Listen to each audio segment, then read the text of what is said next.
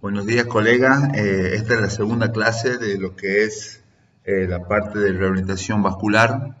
En esta clase vamos a hablar sobre todo en lo que es la rehabilitación cardiopulmonar, sobre todo en la internación y fase 1.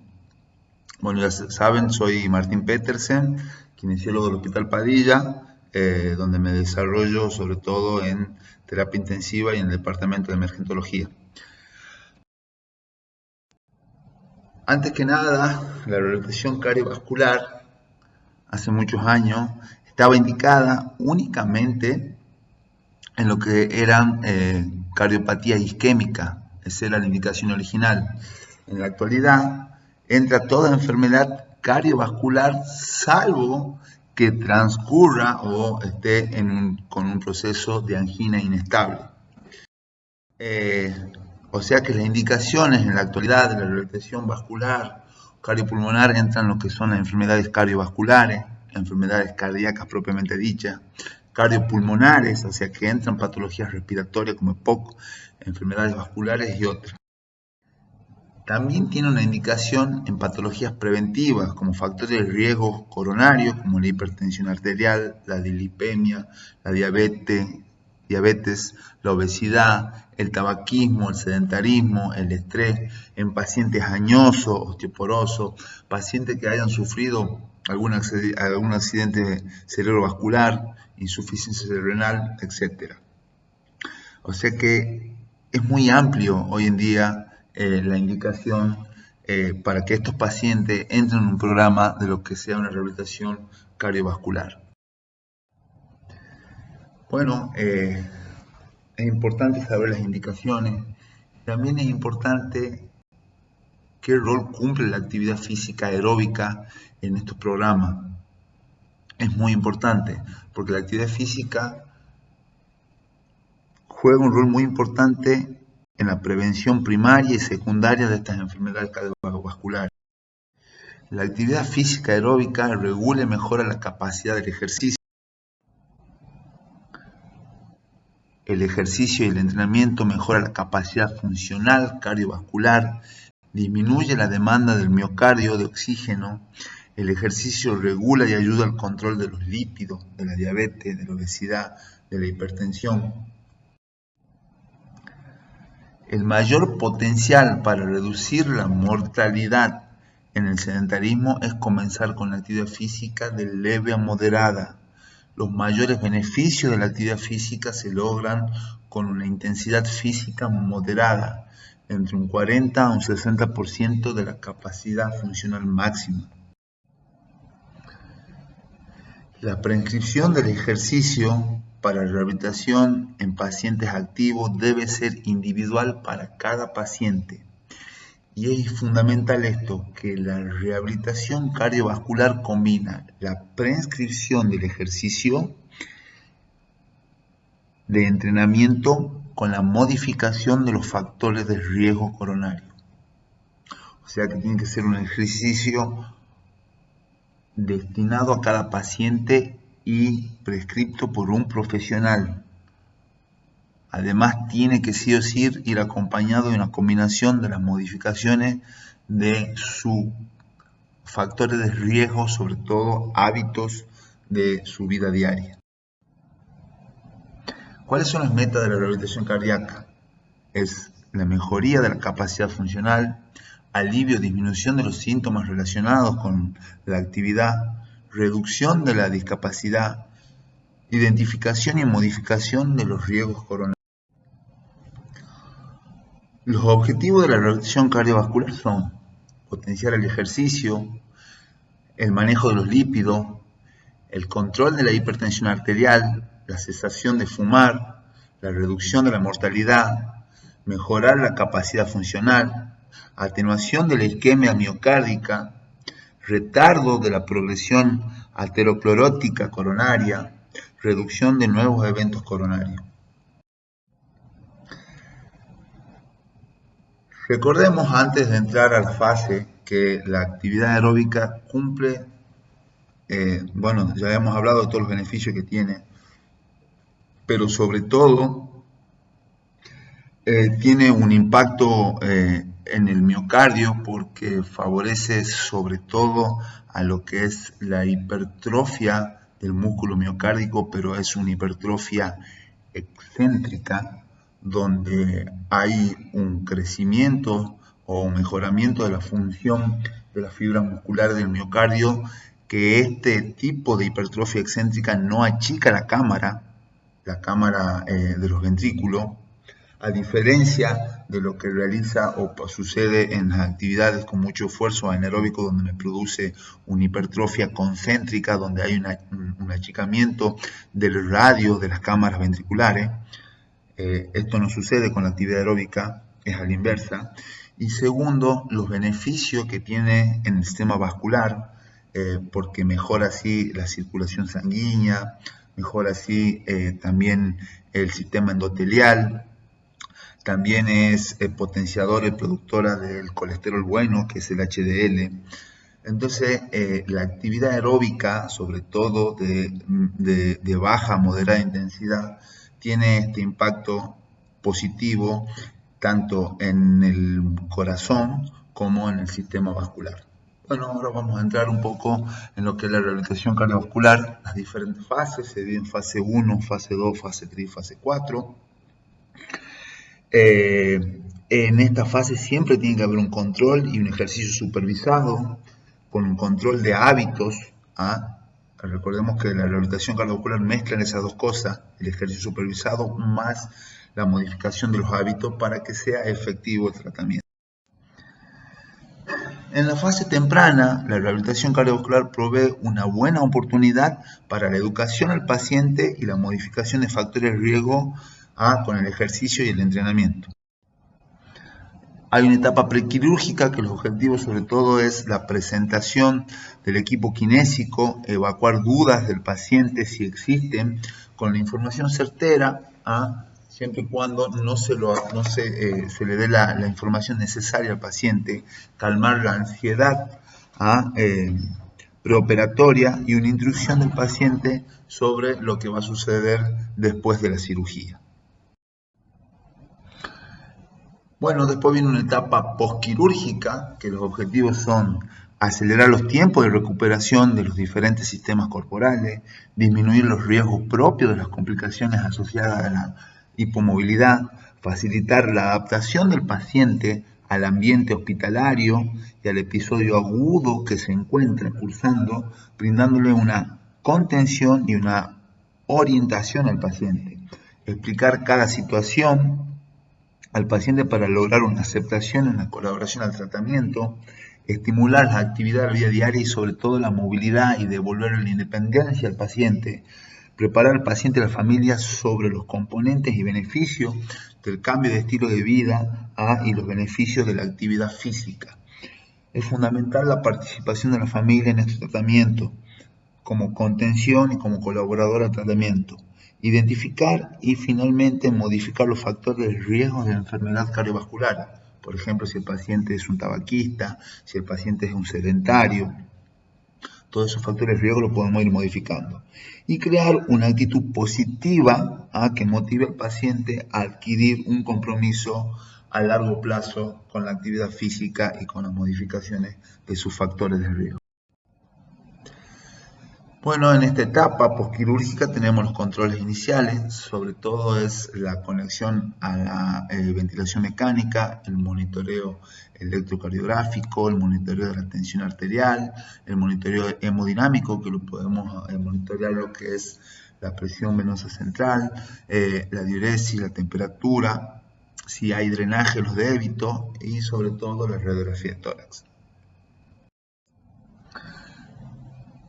Bueno, esta es una pequeña receta, no me gusta dar receta, pero en una etapa posquirúrgica, si el paciente queda ventilado, siempre es la ventilación protectiva, un volumen tidal entre 6 y 8 mililitros por kilo, una frecuencia respiratoria entre 2 y 16, un oxígeno 40%, siempre y cuando mantengamos el objetivo de saturación por arriba del punto crítico, que está entre 92% de saturación, una PIP entre 5 y 7 centímetros de agua y siempre y cuando se la pueda titular a la PIP con el método que la institución o el servicio crea conveniente.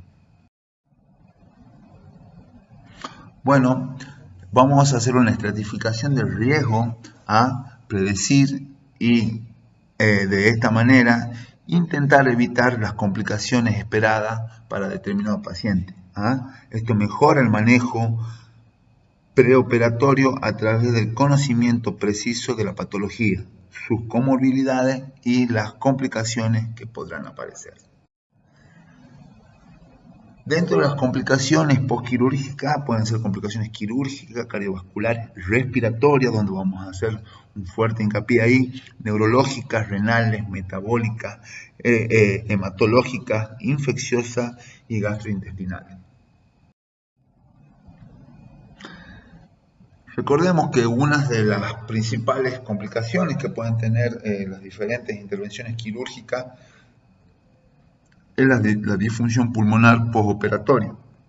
¿Por qué? Porque puede haber un aumento del trabajo respiratorio, hay respiración superficial, puede haber tos inefectiva porque se ha afectado la bomba, y todo esto me va a producir o podemos llegar a una hipoxemia. Una de las complicaciones respiratorias en estas patologías es el colapso alveolar. Recordemos que varios factores influyen en esto. Uno, la cirugía torácica o cardíaca, que puede reducir la capacidad residual funcional un 30%. La otra es la posición del decúbito supino, en el cual juega en contra con la biomecánica diafragmática por la presión de las vísceras que ascienden en el diafragma. Esto también lleva a que se pierda capacidad residual funcional. Recordemos que esta capacidad residual funcional evita el colapso de la vía aérea y estabiliza el surfactante. Otra que juega en contra es que si el paciente tiene una vía aérea artificial, constantemente está abierta, no hay cierre glótico y eso también favorece a esta pérdida. Entonces, por eso es fundamental que los pacientes tengan cierto grado de presión positiva al final de la expiración para compensar esa pérdida de la capacidad residual funcional.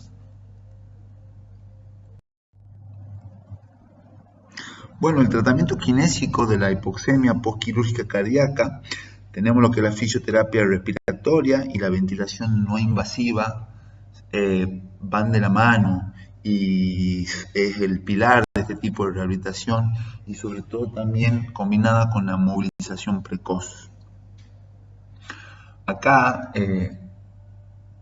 es importante tener, digamos, algunos cuadros clínicos que habíamos repasado en las patologías anteriores, como el de Kilip, que me identifica los grados 1, 2, 3 y 4 en los pacientitos que hayan tenido algún problemita o un problema cardiovascular, y también los factores predisponentes que puedan provocarme una tromboembolismo.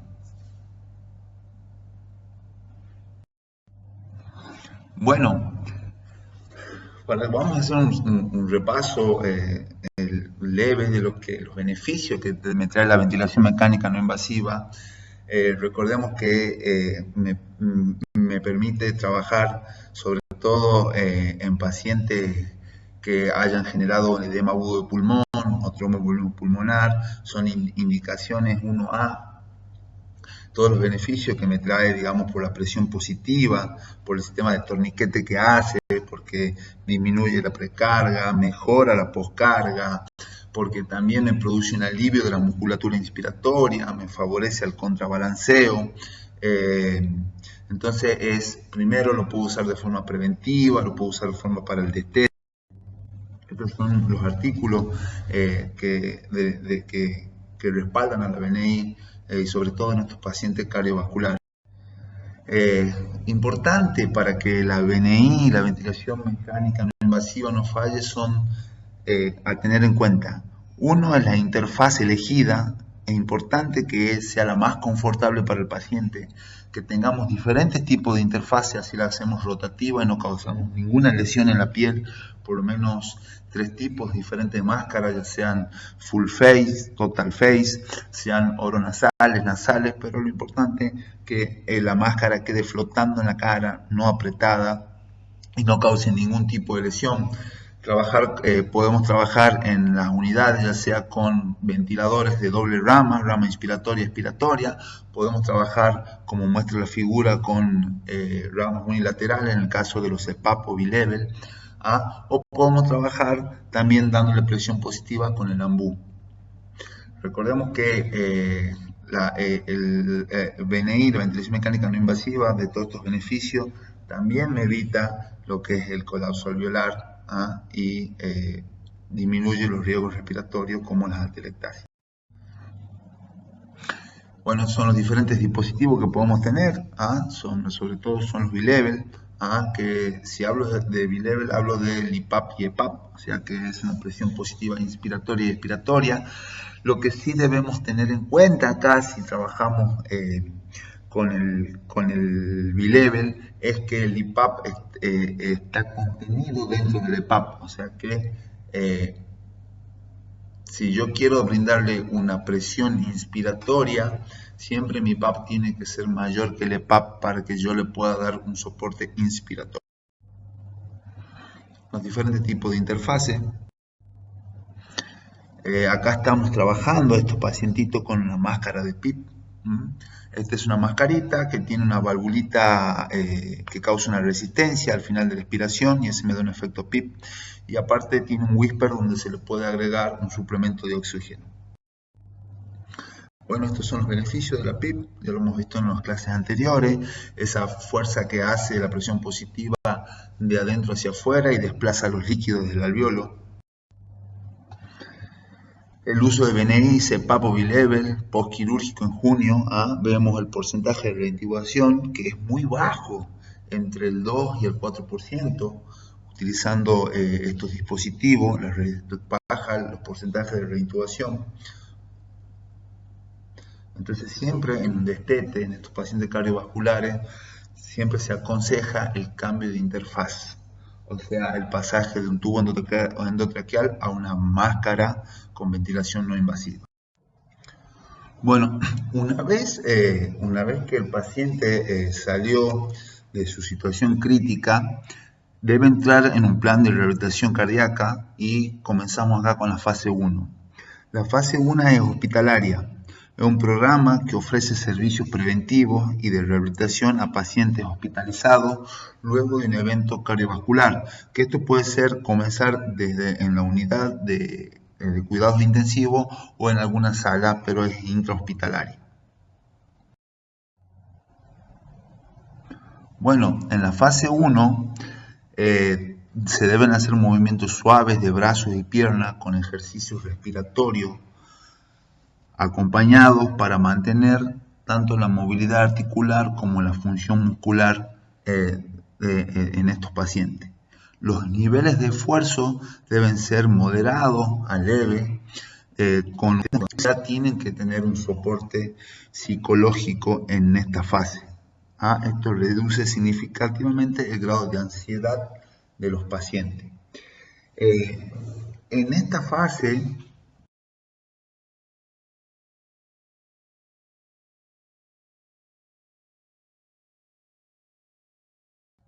es importante luchar con lo que es el síndrome de desacondicionamiento físico. Recordemos que la inmovilidad, sobre todo las internaciones, afectan el sistema musculoesquelético, gastrointestinales, urinarios, cardiovasculares, respiratorios y me da una serie de complicaciones.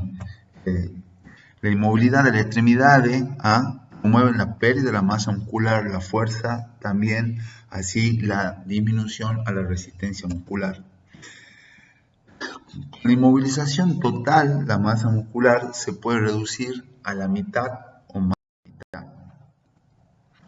Recordemos que esta, la hipomovilidad, la inmovilidad, lo primero que afecta hay una atrofia de lo que son las fibras musculares tipo 1, que son las fibras musculares aeróbicas, rojas, que recordemos que estas fibras son lentas pero de alta resistencia a la fatiga muscular. El diafragma tiene un 60% de este tipo de fibra, o sea que uno de los primeros músculos que se pueden impactar y perjudicar por la hipomovilidad es el diafragma. La fatiga muscular Esto obviamente que es por menor capacidad oxidativa que golpea este sistema, digamos, la hipomovilidad. La inmovilización, si se prolonga entre 2 o 3 semanas, hay una pérdida del 50% de la fuerza muscular, ocurren cambios metabólicos, hay una pérdida del nitrógeno de 2 a 12 gramos por día, hay una pérdida del calcio hasta 4 gramos por día y hay un balance negativo de sodio, potasio y fósforo, o sea que a nivel celular también hay una alteración en la bomba de sodio y potasio. Después de 8 semanas de inmovilidad se desarrolla una intolerancia a la capacidad del consumo de los carbohidratos y pérdida de hasta un 16% de la masa ósea. Estos pacientes quedan piel y hueso. Entonces nosotros debemos luchar como kinesiólogos contra este síndrome de desacondicionamiento por internaciones en nuestros cuidados críticos. Sobre todo en la fase 1, estos pacientitos tienen que tener una actividad aeróbica de leve intensidad a moderada. Se recomienda que en estos pacientes tengamos por lo menos una intensidad de 2 a 4 METs. Recordemos que METs nos mide el consumo de oxígeno por tiempo. Para que se den una idea, un paciente o una persona en estado de reposo basal con muy leve esfuerzo consume 1 METs. En una caminata leve puede ser entre 2 a 4 METs. Entonces se aconseja que se comience con un grado de bipedestación y caminata de estos pacientes de 2 a 4 METs de forma progresiva. Sobre todo en esta etapa es una movilización precoz, tanto de miembros superiores como miembros inferiores. Ya hemos dicho todo lo que es los beneficios que trae la movilidad, esa vasodilatación profunda, un mejor riego sanguíneo, mejor oxigenación de los tejidos, así también ayuda al tejido endotelial. Entonces, una movilización precoz tanto de miembros superiores como de miembros inferiores. Y voy a tener en cuenta el procedimiento quirúrgico, si lo tuvo el paciente, si es una esternotomía o si tuvo alguna colocación de stem.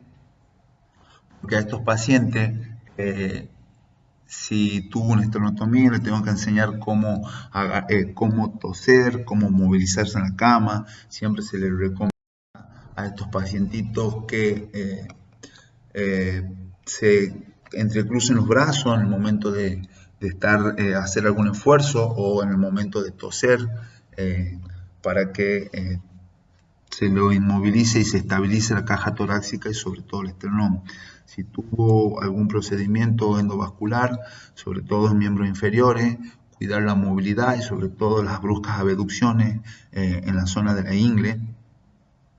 Pero después una movilización precoz tanto desde los pies hacia los miembros superiores. Siempre una progresión de acostado a sentado, de sentado a bípedo. Se recomienda que sean las caminatas,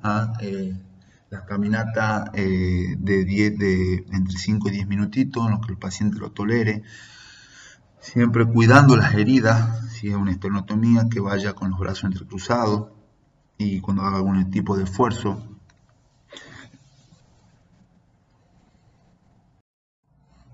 Bueno, resumiendo, en esta fase se recomienda que sea por lo menos 2 o 3 sesiones al día, una duración de 10 minutos, en el cual la actividad aeróbica no supere los 2 a 4 METs, donde la monitorización de la frecuencia cardíaca no debe aumentar más de 15 latidos de su frecuencia basal, donde no puede superar la actividad física los 120 latidos por minuto, donde el paciente sí tiene que estar con una estabilidad hemodinámica y no presentar signos clínicos de dolor de pecho o algún otro signo clínico que tenga que ver relacionado con algún evento cardiovascular, donde si la frecuencia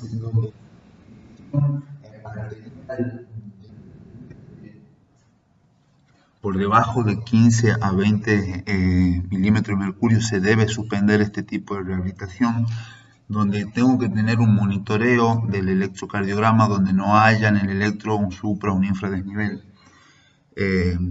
Bueno, si tiene que haber una pirámide de progresiones, es la que estoy mostrando, la flecha primero es el posicionamiento en la cama, el entrenamiento de a poco, la movilidad de los miembros en cama, siempre y cuando teniendo en cuenta si el paciente ha tenido alguna cirugía de tórax, si hace una esterectomía o algún procedimiento endovascular. Después del decúbito a la sedestación, y viceversa, de la sedestación a la bipedestación y a la deambulación. La rehabilitación cardiovascular trae como beneficios tanto psíquicos, físicos y también económicos. Desde ya, muchas gracias. Hemos terminado la segunda clase. Espero que les haya gustado, les haya servido. Y cualquier cosa, cualquier duda, estamos en contacto a través del foro.